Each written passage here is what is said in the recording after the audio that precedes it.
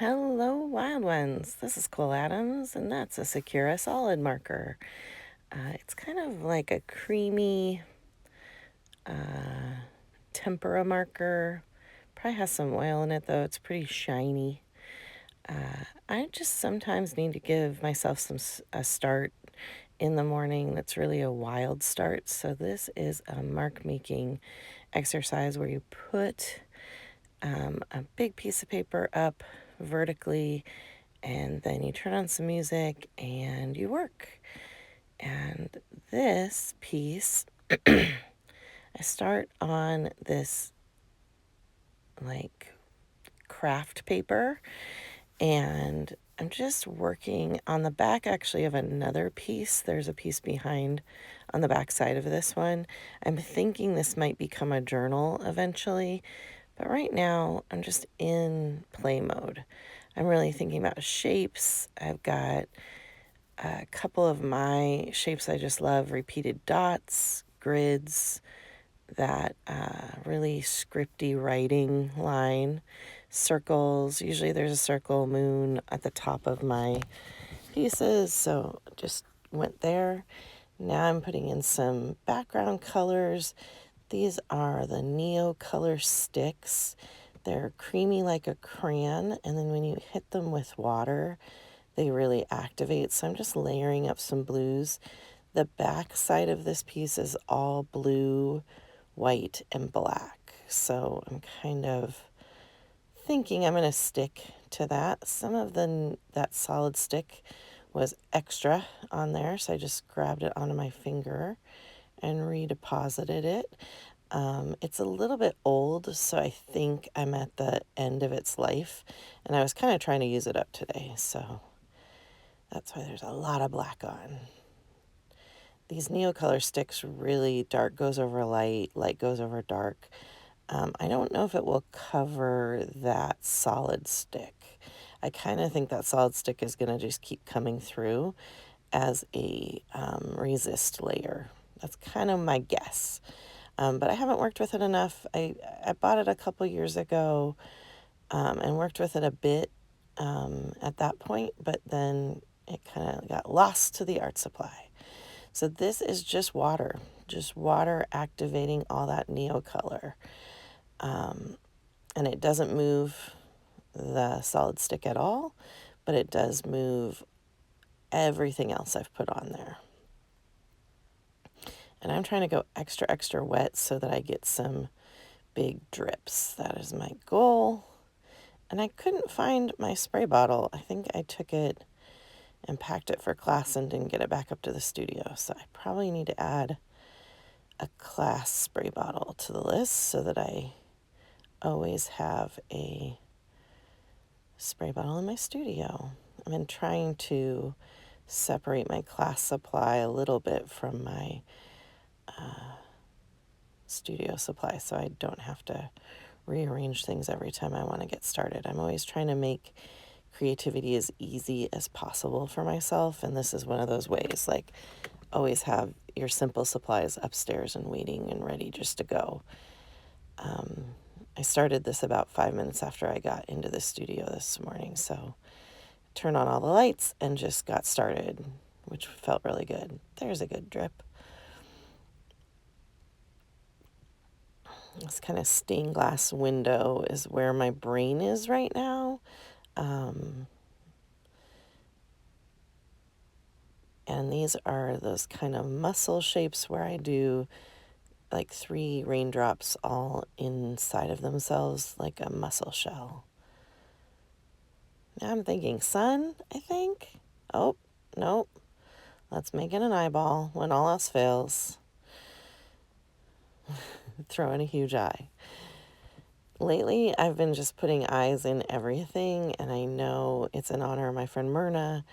I must be just feeling her close by right now, so all of my mark making is getting eyeballs. These are gouache. This is a palette that I just refreshed last week, and it is going to add some of the pushback color. So now it's a super active surface. Now I'm trying to make rest spots and focal points. So where do I push back first? Well, I'm going to emphasize the eye because as soon as I got to an eye, I felt really good. So I'm going to use some dark black, kind of indigo-y color for this eye shape. Still keeping it in the stained glass sun window vibe by putting some more Egyptian kind of line.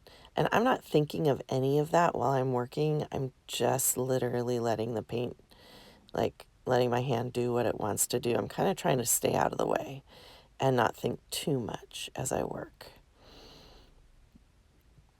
But I know I'm going to want some bright turquoise, so I'm mixing up some really white turquoise color and quite a bit of it.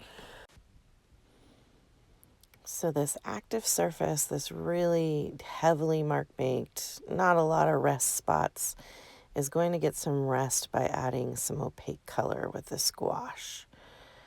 I really love this high key turquoise I made up, and I want to have kind of hard shapes and soft shapes. I was painting, I had a friend over for a class last week.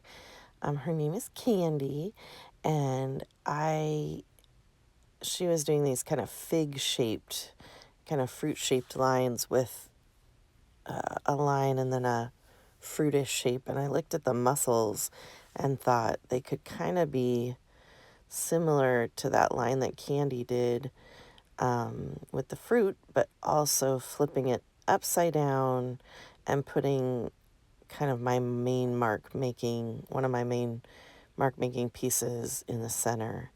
And I love how that turned out. I really like that I gave it kind of a space to live in, or like a growth pattern. Now I'm just taking the rest of that blue. I got a really big brush just to push back and kind of connect different parts of the surface. And at this point, I'm trying to just be super duper brave and kind of go for it and not allow myself to think too much. I just really want to be in the space of push, pull, what needs to be pushed back, what needs to stand out as a focal point. I know that when this gouache dries, I'm going to see some of those marks come back through. And I'm actually just kind of thinking of this as a veil of color that pushes stuff back into the background versus into the kind of everything's in the foreground when you're doing mark making. So pushing stuff back. Now I've changed my color, my pushback color, kind of flipped the color wheel. It's more in that warm side of white, kind of a peachy color. And I really love the contrast, of course, because they're complementary-ish, so they'll be good at pushing and pulling. Now I'm back into that smaller brush, some more really bright turquoise. I loved how the turquoise turned out, so I threw in some more detail. I'm still trying to just stay in the play, so I get my finger loaded up and throw in some fingerprints, which is just always such a good mark. And I love that it connects us back to kind of the first painters were painting with their hands in caves. And I love to bring that mark forward to now and just kind of scrub the surface. And I didn't speed this video up at all. I really wanted you to see that I'm working pretty quickly and without much. I did edit out some pauses for me to just look at the piece. Like if I stood up and stood back from the piece, I didn't want you to have to just stare at it with nothing happening. But that's about all I took out of here as I was working. And I'm going to finish this piece for now because I really want it to dry. completely before I take a look at it. But I really think because there's marks on the back of this piece, it's probably going to become a journal. And I think that's going to have to happen next video just because of the length of this one. So I hope you've enjoyed this. If you're liking this content, please like and subscribe. I love everything mixed media and mark making, jelly plate printing, and just abstract collage. I love it all. Take care of yourself, each other, and the planet. And I just hope you enjoy a morning of just playing with paint. Bye!